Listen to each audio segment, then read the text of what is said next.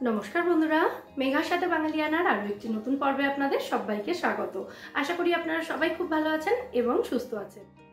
আজকের পর্বে শেয়ার করছি গরমের দুপুরের জন্য একটা নিরামিষ লাঞ্চ থালির আইডিয়া, সাথে সমস্ত রেসিপিগুলো থাকছে। গরমকালে দুপুরের খাবার বানানোটা সত্যিই খুব কষ্টের। একে তো প্রচণ্ড গরম, তার উপরে আবার আগুনের সামনে দাঁড়িয়ে রান্না করা। কিন্তু কি আর করা যাবে, করতে তো হবেই, পেট তো মানবে না। তাই আজকে নিয়ে এসেছি একটা নিরামিষ লাঞ্চ থালির আইডিয়া, যেটা খুব তাড়াতাড়ি তৈরি করে নেওয়া যায়। তো আজকের লাঞ্চ থালিতে প্রথমেই রয়েছে ঝিঙে আলু পোস্ত।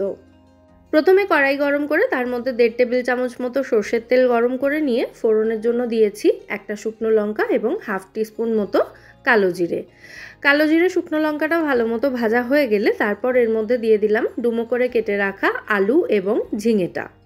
মিডিয়াম ফ্লেমে রেখে আলু এবং ঝিঙেটাকে হালকা করে একটু ভেজে নিতে হবে। ভাজার সময় কড়াইটাকে আমি ঢাকা দিয়ে দিচ্ছি, তাতে এগুলো ভাজতে ভাজতে একটু নরমও হয়ে যাবে। তো ঝিঙে এবং আলুটাকে হালকা করে ভেজে নেওয়ার পর এর মধ্যে দিয়ে দেব স্বাদ অনুযায়ী লবণ বা নুন এবং জাস্ট 1 পিঞ্চেরও কম পরিমাণে দেব হলুদ গুঁড়ো। পোস্ত রান্নায় অনেকেই হলুদ ব্যবহার করেন না, তারা চাইলে কিন্তু হলুদ গুঁড়োটা স্কিপও করতে পারেন। যাই হোক, হলুদ এবং নুনটা দেওয়ার পর আবারও আমি সমস্ত উপকরণ ভালো করে মিশিয়ে দিচ্ছি। তারপর গ্যাসের ফ্লেমটা লো টু মিডিয়ামে রেখে আলু এবং ঝিঙে সেদ্ধ হওয়া পর্যন্ত কড়াইটাকে ঢাকা দিয়ে এটাকে রান্না করব। আর যেহেতু এর মধ্যে নুন দেওয়া হয়েছে, তাই ঝিঙে থেকে কিন্তু বেশ খানিকটা জল ছেড়েছে, দেখতেই পাচ্ছেন। মোটামুটি আমি মিনিট 5 এটাকে ঢাকা দিয়ে রান্না করেছি। আলু কিন্তু অলরেডি ভালো মতো সেদ্ধ হয়ে গেছে। তো এবার এর মধ্যে দিয়ে দিলাম পোস্ত কাঁচা লঙ্কা বাটা। 3 টেবিল চামচ পোস্ত এবং স্বাদ অনুযায়ী কাঁচা লঙ্কা নিয়ে আমি একসঙ্গে মিক্সিতে বেটে নিয়েছি। অর্ধেকটা পোস্ত বাটা এই সময় দিয়েছি। পোস্ত বাটাটা দেওয়ার পর ভালো করে মিশিয়ে নিয়ে সামান্য একটু মিষ্টি দিয়েছি, যেহেতু নিরামিষ রান্না তাই সামান্য একটু মিষ্টি দিলে খেতে ভালো লাগবে। প্রথমে অর্ধেকটা পোস্ত বাটা দিয়ে গ্যাসের ফ্লেমটা বাড়িয়ে সমস্ত উপকরণ ভালো করে মিশিয়ে পোস্তটা একটু ভাজা ভাজা করে নিয়েছি। তারপর এর মধ্যে বাকি পোস্ত বাটাটা দিয়ে দেব। সামান্য একটু জল মিশিয়ে দেব। আপনারা যদি একদম শুকনো শুকনো রাখতে চান এটাকে, তাহলে জলটা দেবেন না। আমাদের বাড়িতে পোস্ত একটু মাখা মাখা রাখা হয়, সেই কারণে সামান্য একটু জল দিয়েছি আমি এর মধ্যে, দিয়ে ভালো করে একবার ফুটিয়ে নিয়ে নামিয়ে নেব। ব্যাস, আমাদের ঝিঙে আলু পোস্ত এখানে একেবারে রেডি। নামানোর আগে সামান্য একটু কাঁচা সর্ষের তেল ছড়িয়ে নামিয়ে নেব। আচ্ছা, এরপর চলে যাব পরবর্তী রান্নায়। যেহেতু পোস্ত হয়েছে তাই ডাল একটু করতেই হবে, এবং পোস্তর সঙ্গে বিউলির ডালের কম্বিনেশন সবসময় সুপারহিট। তো বিউলির ডালের জন্য আমি এখানে একটু আদা এবং মৌরি বেটে নিচ্ছি।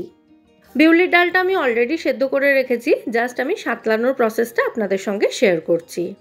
2 মুঠো ডাল আমি ঘন্টা 2 মতো ভিজিয়ে রেখেছিলাম প্রথমে। তারপর সেই ডালটাকে ভালো করে পরিষ্কার করে ধুয়ে প্রেসার কুকারে দিয়ে স্বাদ অনুযায়ী নুন এবং পর্যাপ্ত পরিমাণে জল দিয়ে ডালটাকে আমি 4টে হুইসেল দিয়ে সেদ্ধ করে নিয়েছি। এদিকে আমার আদা মৌরি বাটাও রেডি হয়ে গেছে। সামান্য একটু আদা নিয়েছি, মানে ওই 1/2 ইঞ্চেরও কম পরিমাণে আদা নিয়েছি, আর একটুখানি নিয়েছি গোটা মৌরি। দুটোকে একসঙ্গে মিশিয়ে শিলে বেটে নিয়েছি। এরপর ডালটা সাঁতলে নেব। ডালটা সাঁতলানোর জন্য প্রথমে কড়াই ভালো করে গরম করে নিয়েছি। এবার এই গরম কড়াইয়ের মধ্যে দিয়ে দিচ্ছি আমি 1 চা চামচ মতো সর্ষের তেল। তেলটা ভালো মতো গরম করে নিয়ে তারপর এর মধ্যে ফোড়নের জন্য দিয়ে দিচ্ছি একটা শুকনো লঙ্কা। শুকনো লঙ্কাটাকে 2 টুকরো করে দিয়েছি। লঙ্কাটা একটু ভেজে নিয়ে তারপর দিয়ে দিলাম এর মধ্যে একটা তেজপাতা, 1/2 চা চামচ মতো গোটা মৌরি দিয়েছি, আর সামান্য একটু হিং দিয়েছি। মৌরি ভাজার সুন্দর গন্ধ বেরোনো পর্যন্ত ফোড়নটাকে একটু নাড়াচাড়া করে নিচ্ছি। তারপর এর মধ্যে দিয়ে দেব বেটে রাখা আদা এবং মৌরিটা। আদা মৌরি বাটা দেওয়ার পর কিন্তু এটাকে খুব বেশিক্ষণ কষানো যাবে না, জাস্ট 5 থেকে 10 সেকেন্ড মতো নাড়াচাড়া করে নিয়ে তারপর এর মধ্যে সেদ্ধ করে রাখা ডালটা দিয়ে দিচ্ছি। ডাল সেদ্ধ করার পর ডাল ঘুটনি দিয়ে অথবা একটা স্প্যাচুলা দিয়ে চেপে চেপে ডালটাকে একটু গলিয়ে দেবেন। ডালটা যতটা পাতলা বা যতটা ঘন করতে চান সেই অনুযায়ী জল এই সময় দিয়ে দেবেন। তো আমি জলটাকে প্রথমে প্রেসার কুকারে নিয়েছিলাম, কারণ প্রেসার কুকারে অনেকটাই ডাল লেগেছিল। তারপর সেই জলটা এর মধ্যে দিয়ে দিয়েছি। ভালো করে একবার মিশিয়ে দিচ্ছি। এই সময় ডালটা একটু টেস্ট করে দেখে নুনটা অ্যাডজাস্ট করে দিতে হবে। ডাল সেদ্ধ করার সময় আমি সামান্য নুন দিয়েছিলাম, তাই জন্য সেই অনুযায়ী নুনটা দিয়ে দিলাম, আর জাস্ট 1 ফোঁটা মতো হলুদ গুঁড়ো দিয়েছি। আবারও ভালো করে মিশিয়ে দিচ্ছি। খুব সামান্য পরিমাণে একটু মিষ্টি দিয়ে দিচ্ছি, কেউ চাইলে মিষ্টি নাও দিতে পারেন। তো আবারও সমস্ত উপকরণ খুব ভালো করে নাড়াচাড়া করে দিয়ে ডালটাকে কিছুক্ষণ ফুটিয়ে নামিয়ে নিতে হবে। তাহলেই রেডি হয়ে যাবে আমাদের দারুণ সুস্বাদু বিউলির ডাল। ডাল যেহেতু অলরেডি সেদ্ধ করা রয়েছে, তাই এটাকে খুব বেশিক্ষণ কিন্তু ফোটানোর দরকার নেই। জাস্ট 1.5 থেকে 2 মিনিট মতো ফুটিয়ে তারপর এটাকে নামিয়ে নিতে হবে।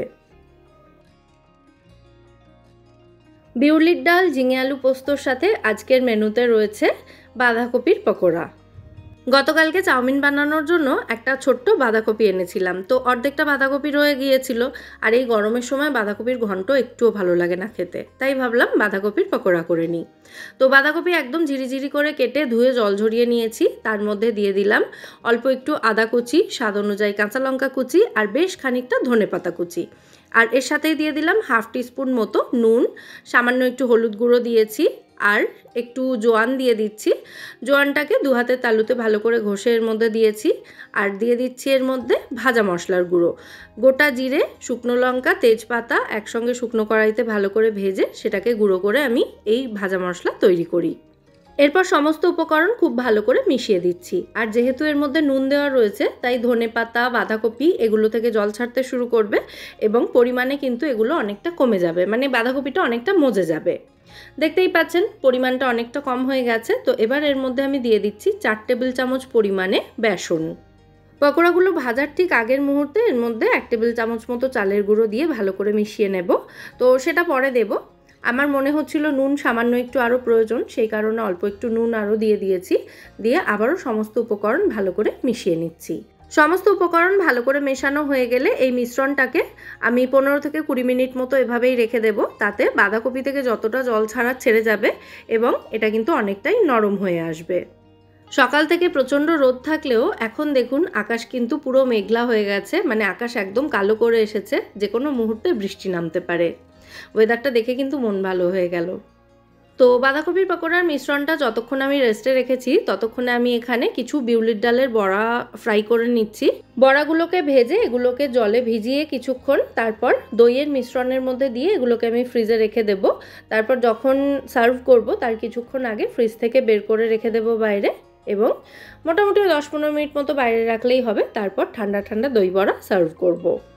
দই বড়ার 2 রকম চাটনি বানানো রয়েছে ফ্রিজে, তাই ভাবলাম আজকে ডিনারের জন্য একটু দই বড়াই হয়ে যাক। তো আগে আমি বিউলির ডালের বড়াগুলো ভেজে নিচ্ছি, তারপর এই একই তেল ব্যবহার করে বাঁধাকপির পকোড়াগুলোও ভেজে নেব।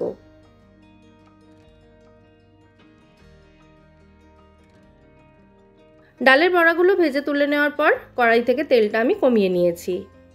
বাঁধাকপির পকোড়াগুলোকে শ্যালো ফ্রাই করব, সেই জন্য সামান্য একটু তেল আমি কড়াইতে রেখেছি আর বাকি তেলটা ঢেলে রেখেছি।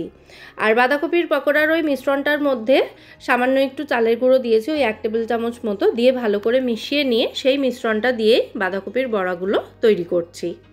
মিডিয়াম ফ্লেমে রেখে বড়ার মিশ্রণগুলো তেলের উপরে দিয়ে দিলাম।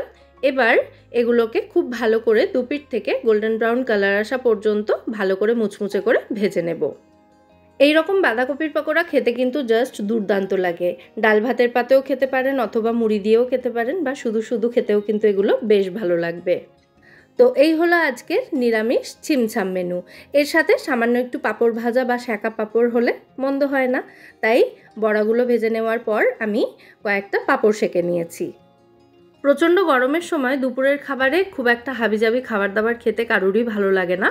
তো এরকম ছিমছাম কিন্তু ভীষণ টেস্টি খাবার দাবার মেনুতে যদি রাখা হয় তাহলে সবাই কিন্তু খুব খুশি হয়ে খাবে।